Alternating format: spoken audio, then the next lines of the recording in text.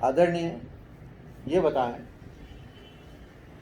मैंने आपके स्वर्णपात्र का पूरा अध्ययन किया है, भागवत पर आधारित थी जी गीता के वचनों को आपने बोधगम्य और सुगम्य कविता में उसका रूपांतरण किया। जी जी बहुत ही बहुमूल्य ग्रंथ बना है वो, आभारी तो मैं आपका बहुत आभारी हूँ। जिससे आने वाली पीढ़ी को बहुत कुछ मार्गदर्शन मिलता रहेगा। आपने अभी नया काम जो शुरू किया है वैदिक कविताओं का, जी वेद की ऋचाओं को आपने कविता में रूपांतरित किया। जी एक बहुत ही दुरूह कठिन कार्य है। समर्पण, तल्लीनता व वैचारिक समझ से ये काम होता है। आप ये बताएं कि वेद जो जहाँ तक मुझे ज्ञान है, चार वेद होते हैं, तो ये वैदिक ऋचाएँ आपने जो शुरू की है, तो उसमें क्या चारों वेदों का समावेश होगा? देखिए, मूल रूप से जो वेद है ना, वो तो एक ही है, ऋग्वेद। ऋग्वेद के कुछ वो उनको ऋचाएँ कहते हैं, उनको मंत्र नहीं कहते, उनको ऋचाएँ कहते हैं। लेकिन वो उसमें से कुछ ऋचाएँ ऐसी थी जो कि यज्ञ संबंधित थी, कर्मकांड से संबंधित थी। उनको अलग से संकलित करके एक नया वेद बनाया गया, जिसको हम कहते हैं यजुर्वेद। यजुर्वेद अपने आप के स्वतंत्र रूप से कुछ भी नहीं है। ये लोगों ने भ्रांति फैला रखी कि 4 वेद हैं, 4 वेद हैं। श्री अरविंद ने जब सीक्रेट ऑफ वेदा बुक लिखी, बड़ी महत्वपूर्ण बुक है उनकी, तो उन्होंने यजुर्वेद का, अथर्ववेद का, सामवेद का नाम ही नहीं लिया है, क्योंकि जो बेसिक जो वेद है ना, वो ऋग्वेद ही है। उसमें से भी जो ऋचाएँ गाने योग्य थी, जो गेय थी, वो सामवेद में शामिल की गई, है ना। पर अथर्ववेद तो बिल्कुल एक अलग ही चीज़ है। उसमें भी ऋग्वेद के कुछ सूक्त मिलते हैं, ऋग्वेद के बहुत सारे मंत्र उसमें भी मिलते हैं, लेकिन कोई अभिचार से संबंधित, जादू टोने से संबंधित, औषधियों से संबंधित, रोग निवारण से संबंधित जो मंत्र हैं, वो हमको अथर्ववेद मिलते हैं। लेकिन जो हमारा जो बेसिक है, जो ओल्डेस्ट डॉक्यूमेंट है हमारे पूरे विश्व का, वो ऋग्वेद है। और मुख्य बात यह है कि ऋग्वेद जैसा हजारों साल पहले जिस रूप में था, बिल्कुल वैसा का वैसा ही आज भी उपलब्ध है। उसमें कोई प्रक्षेप नहीं है, कुछ मिलावट नहीं है, कुछ जोड़ा नहीं गया है, कुछ हटा नहीं है। और इसका सारा श्रेय हमारे ऋषियों को जाता है। उनकी पाठ प्रणाली, 8 प्रकार के पाठ होते थे, पदपाठ, घनपाठ, जटापाठ, 8 प्रकार के पाठ होते हैं। उन पाठों के माध्यम से उन पुस्तकों को, उन मंत्रों को, उन ऋचाओं को आज तक सुरक्षित रखा गया है। और एक प्रकार से जैसा कहा गया है कि जितने भी वैदिक मंत्र हैं, वैदिक ऋचाएँ हैं, एक प्रकार की ये पारिवारिक पुस्तकें, फैमिली बुक्स हैं ये। मतलब पिता ने अपने बच्चे को कहा, उसने कहा, मतलब आनुवांशिक प्रणाली से उन ऋचाओं को इस प्रकार से सुरक्षित रखा गया है कि आधी मात्रा भी, आधा स्वर भी आज तारीख तक उसमें से गड़बड़ नहीं हुई। ऋग्वेद की आप चर्चा कर रहे हैं, तो जहाँ तक मुझे ज्ञान है, क्योंकि मैं भी कुरान शरीफ का विद्यार्थी हूँ और उस पर कार्य किया है, तो वेद जो है विश्व के सब धर्म ग्रंथों की जननी है, ऐसा माना जाता है। तो वेद का जो महत्व है, वो मैंने स्वामी विवेकानंद से भी जाना है।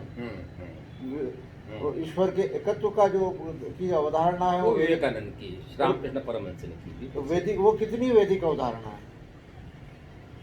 और वेद के में अगर एकत्व का भाव है, तो वो विश्व में कहाँ तक पहुँचा है, उसकी पेड़ कितनी बनी है?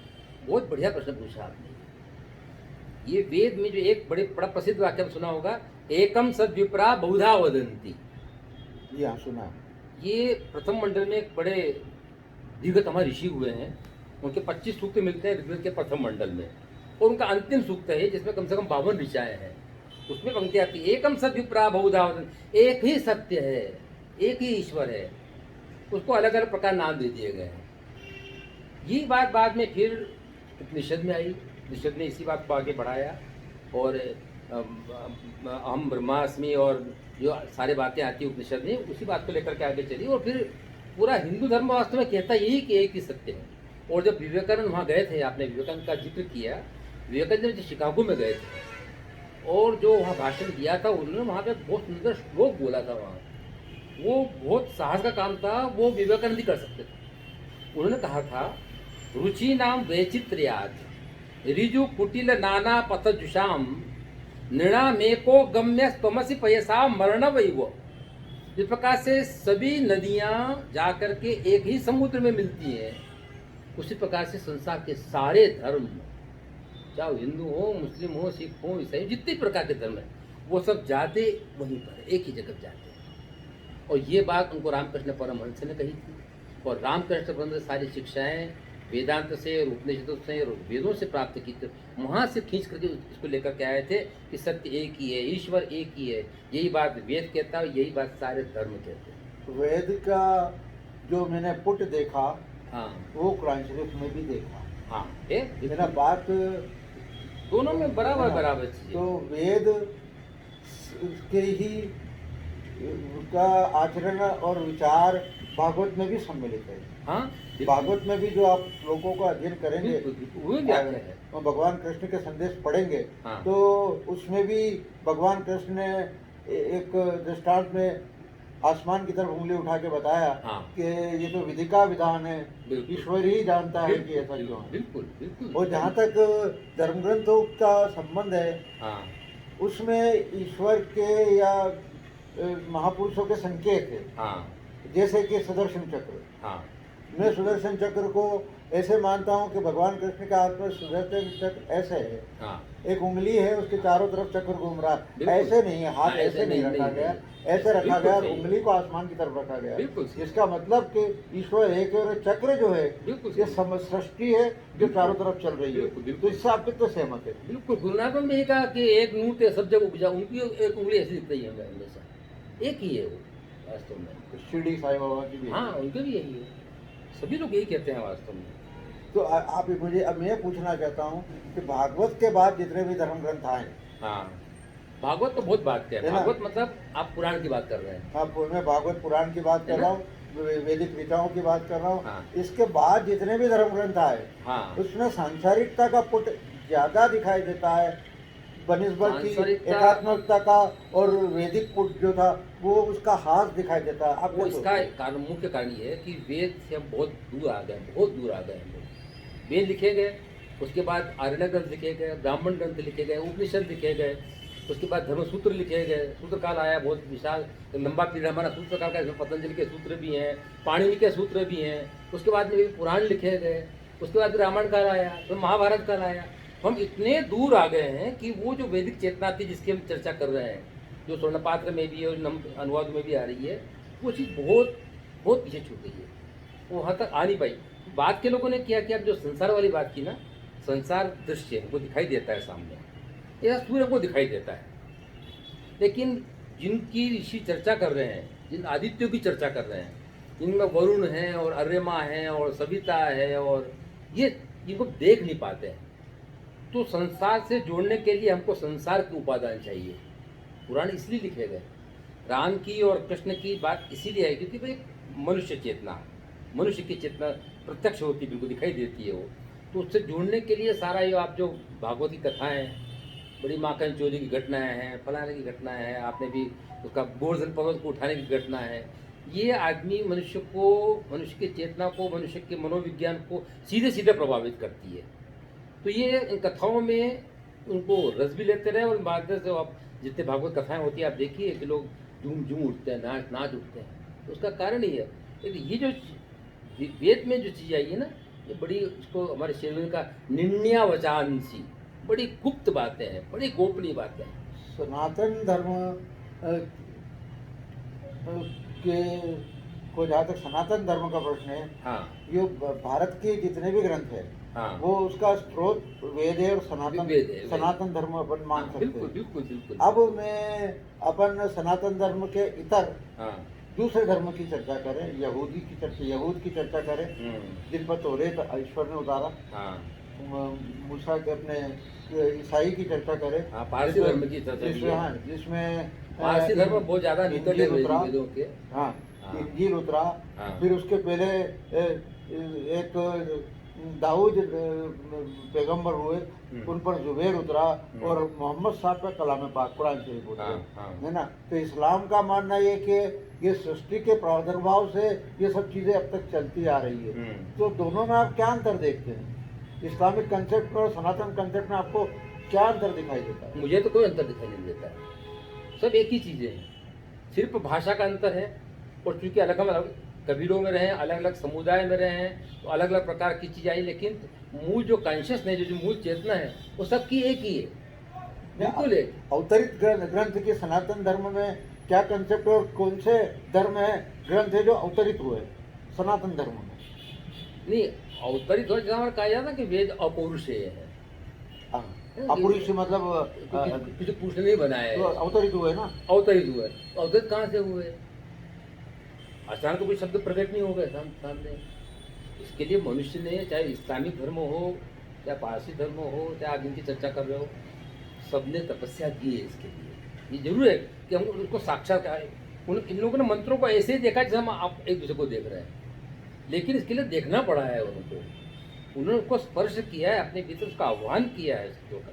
जैसे वेद में कहा कि साक्षात्कृत धर्माणो ऋषयो बभूवुः, ऋषियों ने, उनको ऋषि क्यों कहते हैं, उन्होंने उसको देखा था, मंत्रों को देखा। कहते कि ऋचाएँ जो है अक्षर आकाश में अक्षरगोम के अंदर झूल रही हैं, ऐसा वर्णन आता है। ऋचो अक्षरे परमे व्योमन, ये ऋचाएँ अक्षर व्योम के अंदर झूल रही हैं। अब झूल रही हैं लेकिन हमको तो नहीं दिखाई देती है, लेकिन ऋषियों ने देखा है, उन्हें झूलते हुए देखा है। श्री अर्जुन के बारे में कहा जाता है कि उन जब सावित्री लिखने बैठे तो वो चीज़ें ऐसे आ रही थी, ऊपर से मंत्र की तरह ऊपर से नीचे आ रही, वो हाथ ऐसे चल रहे हैं उनके, लिख रहे हैं बिल्कुल, और ऊपर से उतर रही चीज़ें। राजनीतिक परिवेश परिदृश्य जो पूरे विश्व में बदल रहा है, हाँ। और धर्म में राजनीति प्रवेश कर रही है। हाँ। तो ये तथाकथित धर्मवादी जो है, वो भले मजहब की बात नहीं कर रहा हूँ, मैं धर्म की बात नहीं कर रहा हूँ, हाँ। है ना, वो विघटन का कारण बनते जा रहे हैं। हाँ। इसके लिए आपका क्या संदेश है? मेरा अंतिम प्रश्न। नहीं, आपका कहना सही है। ये तो देखो, यूं तो धर्म और राजनीति को, गांधी जी ने धर्म और राजनीति को जोड़ करके चले थे, वो भी चले थे, उनका भी दृष्टिकोण था, लेकिन उस तरह का नहीं था जिस प्रकार का अभी है। उनका अलग उद्देश्य लेकर के चल रहे थे वो, सत्य और अहिंसा, न ब्रह्मचर्य, उन्होंने जोड़ने प्रकार किया। तो वास्तव में धर्म तो वो था वास्तव में। ये जो जिस प्रकार अभी चल रहा है ना, परिस्थितियों को देख हम चर्चा नहीं करें तो अच्छा है, तो वो धर्म नहीं है। तो धर्म को इस ढंग से राजनीति से जोड़ा जाना, उसको संप्रदाय से जोड़ा जाना उचित बिल्कुल भी नहीं है। ये एक अध्यात्म का मार्ग है, शांति का मार्ग है, पवित्रता का मार्ग है, जीवन मूल्यों की रक्षा करने का बात। जब तक ये नहीं होगा ना, तब तक तो न तो राजनीति में कोई पवित्रता आ सकती है, न शिक्षा के क्षेत्र में परिवर्तन आ सकती है, न मनुष्य का जो मनोविज्ञान बदल सकता है। भारत की राष्ट्रीयता और अखंडता को ये प्रवृत्ति कितना नुकसान पहुंचा रही है? बहुत नुकसान पहुंचा रही है। हम बहुत दूर आकर के खड़े हो गए हैं, और मूल कंसेप्ट में जो हमारा जो सनातन धर्म का की आपने जो चर्चा की ना, सनातन धर्म का जो मूल कंसेप्ट है उसको हम लोग छू भी नहीं पा रहे हैं वास्तव में। हम सब लोग भटके हुए हैं, पूरा देश में भटका हुआ है। तो विश्व गुरु बनने की बात करना, सपना देखना अलग बात है। विश्व गुरु तो है, भारत रहा है, लेकिन उस चेतना को स्पर्श करने की पात्रता अभी हमारे हिंदुस्तान में दिखाई नहीं देती है। वैदिक कविताएं जो आपकी है, हाँ। इसमें आपने बहुत संक्षेप में बताएं इस पुट को कैसे उपयोग में लाएं और कैसे संदेश इसके जरिए आपने पहुंचाया। इसमें जो हमारे जो ऋषि चाहते थे, ऋषियों ने, देखिए एक बात बताता हूँ आपसे मैं, कि जब वैदिक काल में जब बात करते हैं ना, तो उन्होंने अग्नि की खोज की। सबसे बड़ी खोज है संसार के अंदर मनुष्य की, वो है अग्नि की खोज। प्रकाश, अग्नि, स्थूल अग्नि को हम कहते हैं। दो अग्नियों को संघर्ष करके उन्होंने आग पैदा की, और उन्होंने कहा कि इससे सब अग्निमीळे पुरोहितम, ऋग्वेद का पहला मंत्र यही है, अग्निमीळे पुरोहितम यज्ञस्य देवम ऋत्विजम होतारम रत्नधातमम। क्योंकि पृथ्वी पे उन्होंने जो देवता को सबसे पहले देखा वो तो अग्नि है, पृथ्वी का देवता है अग्नि। फिर इसके बाद में अंतरिक्ष में गया, उसके बाद में फिर द्व्युलोक तक पहुंचा, वो द्व्युलोक तक पहुंचा है। हमारे यहाँ जो मंत्र बोला जाता है ना, तत्सवितुर्वरेण्यम भर्गो देवस्य, जो मंत्र है ना, ऋचा है ना, ये सविता धरती पर नहीं है। भूः भुवः स्वाहा, पृथ्वी, हुआ अंतर्लोक और स्वाहा। अपनी चेतना जब तक वहां तक नहीं पहुंचेगी, वहां तक द्व्युलोक तक, तब तक इस ऋचा को, गायत्री मंत्र को साधा नहीं जा सकता, सिद्ध नहीं किया जा सकता। मनुष्य एक ऐसा प्राणी है सृष्टि में मनुष्य को छोड़ के अरबों अरबों प्राणी है जिनमें हाँ। जीवन है, हाँ। पशु पक्षी वृक्ष सभी आ गए। हम्म। लेकिन मनुष्य एक ऐसा प्राणी है हम्म। जिसको ठंड लगती है तो ओढ़ने को चाहिए, हाँ गर्मी लगती है तो एयर कंडीशन चाहिए, बिल्कुल। है ना। और सुविधाएं चाहिए। चलने के लिए गाड़ी चाहिए, हाँ, चाहिए, है ना। बिल्कुल, बिल्कुल। खाने के लिए खुद को पकाना चाहिए, हाँ। सब चीज चाहिए। हाँ। तो क्या आप ये सोचते हैं कि ये मनुष्य, वैदिक ऋचाएं क्या कहती है कि ये मनुष्य इस धरती का प्राणी नहीं है, उसको ऊपर से बना के नीचे रखा गया है? नहीं, मनुष्य धरती का प्राणी है। और तो फिर ये उसमें सब चीजें क्यों है? जानवर में क्यों नहीं है? प्राणी मात्र में क्यों है, नहीं है? बिल्कुल मनुष्य है। में क्यों है? बिल्कुल है। वो तो अश्व, जितनी चर्चा वैदिक ऋषि मनुष्य की नहीं करता, उससे ज्यादा चर्चा वो अश्व की करता है, वो गाय की करता है, वनस्पतियों की करता है, अश्व को तो उन औषधियों चीजों की करता है। जरूरत नहीं पड़ती जितनी आपने विलासिता की चीजें बना रखी है। अश्व को तो नहीं पड़ती। अश्व शक्ति का प्रतीक है। हाँ? अश्व जो है ना, वो अश्व कुछ भी नहीं, अश्व एक शक्ति का प्रतीक है। तो और हम और एलियन बल्कि नहीं है। वैदिक ऋषि अपने शरीर को कहता है कि ये रथ है, ये भगवान का। हम एलियन नहीं है। मेरा मानना है कि हम एलियन नहीं, अपन एलियन हमको नहीं। बना के नहीं, ऊपर नहीं, मनु को बिल्कुल। बना के नीचे उतारा नहीं, गया। नहीं, ऐसा बिल्कुल भी नहीं। आदम को बना के नीचे नहीं। उतारा गया तो हमारी नहीं, वेद ऋषियों की जड़ें जमीन पर है। उड़ना चाहता है लेकिन पाँव जमीन पे है। जमीन को जानता है वो, मनुष्य की समस्याओं को जानता है वो, समस्याओं को हल करना जानता है वो। तभी तो कहता है कि हमारा शरीर को कहता है कि ये रथ है शरीर, ये शरीर हमारा रथ है ये। अंतिम एक ऋचा सुनाइए, हाँ। फिर अपन इसको समाप्त करते हैं। अच्छी कौन सी ऋचा जो आपको अच्छी लगती है? अच्छा। यज्ञेन यज्ञमयजन्त देवास्तानि धर्माणि प्रथमान्यासन् तेहनाकं महिमानस्तजन्त यत्र पूर्वे साध्याः सन्ति देवाः।